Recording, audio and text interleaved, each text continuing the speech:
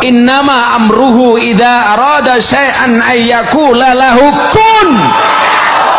Kun. Kun. Gak ada yang gak mungkin bagi Allah. 6 perbuatan yang menyebabkan dosa akibat tak menjaga lisan. Seorang muslim diwajibkan menjaga perbuatan dan perkataannya.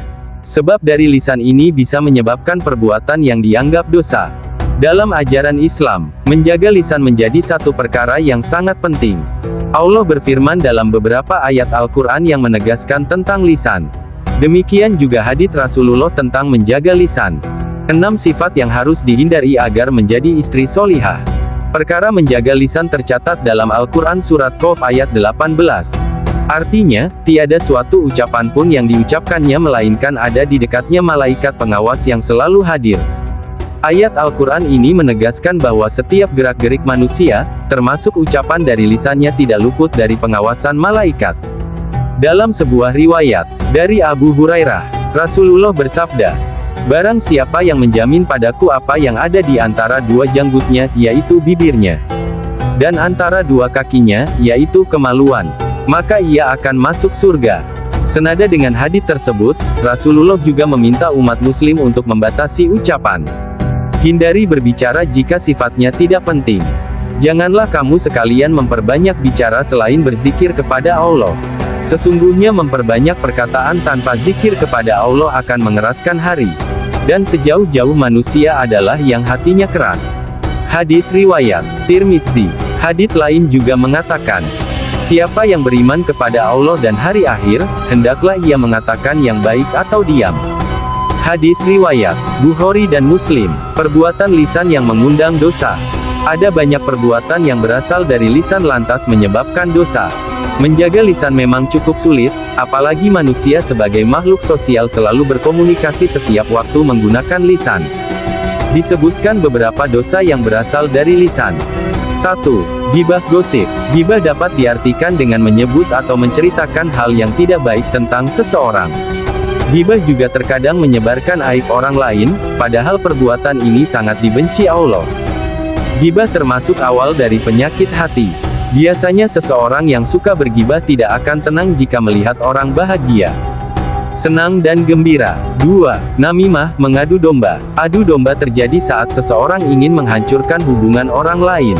Adu domba erat kaitannya dengan bohong dan fitnah. Rasulullah bersabda, "Tidakkah kamu ingin aku beritahukan orang yang paling jahat di antara kamu?" Kata sahabat, "Tentu wahai Rasulullah." Kemudian Nabi menyebutkan adu domba salah satunya. Hadis riwayat Ahmad dari Abu Malik al-Asy'ari.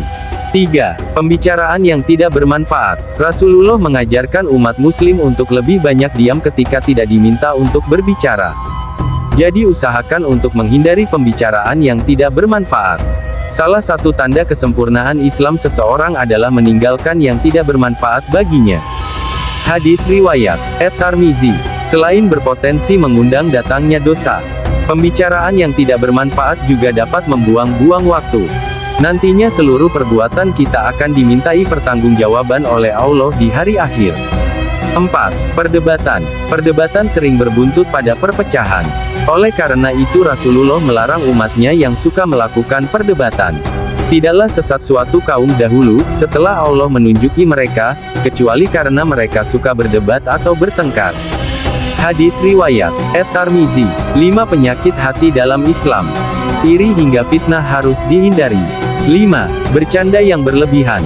Bercanda adalah satu cara untuk menjalin keakraban, namun ada batasan yang tak boleh dilampaui ketika bercanda. Bercanda yang berlebihan bisa mengundang sakit hati seseorang. Rasulullah bersabda, "Jangan kamu mendebat saudaramu dan jangan kamu mencandainya." Hadis riwayat At-Tirmizi. Ada adab yang perlu diperhatikan ketika bercanda dengan sesama. Tujuan dari bercanda adalah sebagai hiburan, bukan menjadi pemicu perpecahan. 6. Mengejek orang lain.